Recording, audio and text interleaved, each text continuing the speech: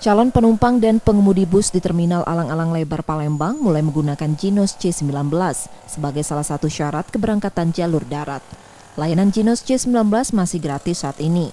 Di terminal tersebut tersedia 1 unit mesin Jinos C19 dari Kementerian Perhubungan dengan 15 kantong udara per hari. Syarat penggunaan Jinos, calon pengguna diwajibkan tak mengkonsumsi rokok, kopi, atau makanan berbau tajam. Jika hasil tes positif, petugas akan mengarahkan calon penumpang dan awak bus ke puskesmas untuk tes PCR serta diminta untuk tak melakukan perjalanan. Ini berjalannya kurang lebih 2 minggu sampai saat ini. Sehari berapa penumpang? Sehari kita targetkan yaitu 15 kantong udara ataupun 15 penumpang dan supir gitu. Syaratnya yaitu 30 menit puasa sebelum melakukan Jinos. Tidak boleh menggunakan hand sanitizer, parfum, ataupun memakan petai, minum kopi, dan berbau tajam.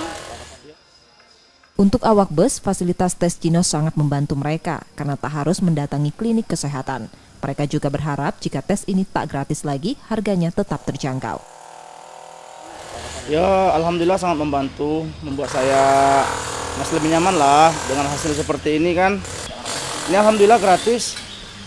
Ini kalau nanti diterapin tarif pengennya sangat dari Ya kalau bisa ya kalau diterapin tarif ya kita maunya itu ya simpel lah, harganya jangan terlalu tinggi kan. Kalau bisa gratis terus lah selamanya kayak gitu.